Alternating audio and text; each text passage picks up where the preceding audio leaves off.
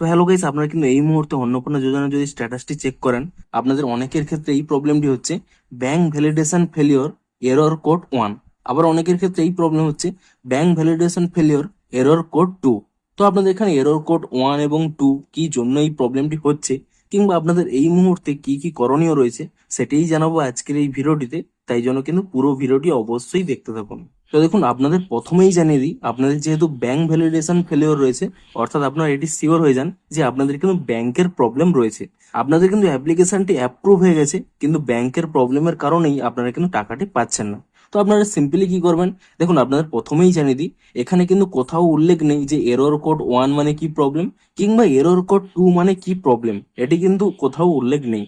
আপনাদের যে কোনো এরর কোড শো করুক না কেন, আপনাদের যদি ব্যাংক ভ্যালিডেশন ফেলিওর এই প্রবলেমটি হয়ে থাকে, তাহলে আপনাদের কি কি কারণে এই প্রবলেমটি হয়ে থাকে দেখুন। প্রথম কি কারণটি রয়েছে, ব্যাংক অ্যাকাউন্টের নাম বনাম আধারের নামের অমিল। অর্থাৎ আপনাদের হয়তো নামের বানান আলাদা রয়েছে, ব্যাংক অ্যাকাউন্টে আলাদা, আধার কার্ডে আলাদা, সেক্ষেত্রে প্রবলেম হতে পারে। সার নাম বা ইনিশিয়াল আলাদা, অর্থাৎ আপনাদের প্রথম নাম কিংবা সার নাম আলাদা রয়েছে, কিংবা আধারে এক নাম, ব্যাংক অ্যাকাউন্টে অন্য নামে লেখা রয়েছে, কোনো স্পেলিং এর হয়তো পার্থক্য রয়েছে, সেক্ষেত্রেও কিন্তু আপনাদের এই প্রবলেমটি হতে পারে। দ্বিতীয় কি কারণটি রয়েছে, আধার ব্যাংক লিঙ্কিং বা এনপিসিআই ম্যাপিং সংক্রান্ত। অর্থাৎ আপনাদের হয়তো ব্যাংকে ডিবিটি লিঙ্ক নেই, সেই ক্ষেত্রেও কিন্তু আপনাদের এই প্রবলেমটি হতে পারে। এর জন্য কি করবেন, আপনারা কিন্তু এনপিসিআই এর ওয়েবসাইটে গিয়ে চেক করে নিন যে আপনাদের ব্যাংক অ্যাকাউন্টের সাথে ডিবিটি লিঙ্কটি রয়েছে কিনা। যদি না থেকে থাকে, অবশ্যই কিন্তু ডিবিটি লিঙ্কটি করিয়ে নিন। এটা কিন্তু অবশ্যই কিন্তু আপনারা চেক করে নেবেন। তারপর 3 নম্বর কি কারণ হয়ে থাকে, ব্যাংক অ্যাকাউন্টের ধরন বা হোল্ডারের সমস্যা। ধরুন আপনাদের ব্যাংক অ্যাকাউন্টটি জয়েন্ট অ্যাকাউন্ট, এবং আপনারা হয়তো ফার্স্ট হোল্ডার নয়, অর্থাৎ প্রাইমারি হোল্ডার নয়, আপনার সেকেন্ডারি হোল্ডার। সেক্ষেত্রেও কিন্তু আপনাদের এই প্রবলেমটি হতে পারে। যদি জয়েন্ট অ্যাকাউন্টের ক্ষেত্রে আপনারা প্রাইমারি হোল্ডার হয়ে থাকেন, তাহলে কোনো প্রবলেম হবে না।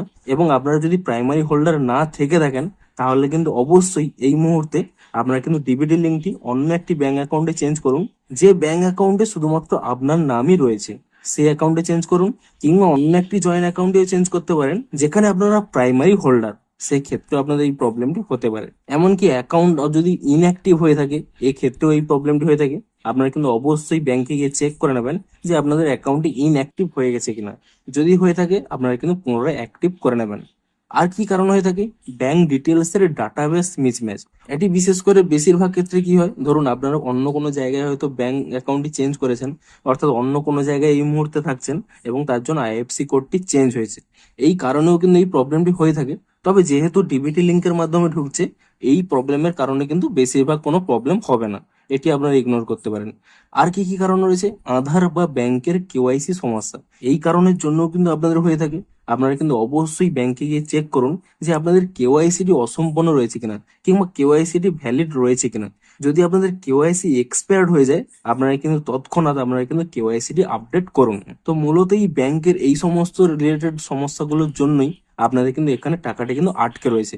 আপনারা অবশ্যই এখানে ডিবিটি লিঙ্কটি চেক করুন, এবং এখানে ব্যাংকে গিয়ে চেক করুন আপনাদের ইনঅ্যাক্টিভ রয়েছে কিনা, কেওয়াইসি আপডেট রয়েছে কিনা, ব্যাংকের নামের সাথে আধার কার্ডের নামের ঠিক রয়েছে কিনা, কোনো মিসম্যাচ আছে কিনা। এই সমস্ত কিছু কিন্তু চেক করুন। যদি সমস্ত কিছু আপনারা ঠিক করে নেন, তাহলে কিন্তু আপনাদের টাকাটি যে পেন্ডিং রয়েছে, তা কিন্তু অবশ্যই আপনাদের ব্যাংকে কিন্তু ঢুকে যাবে।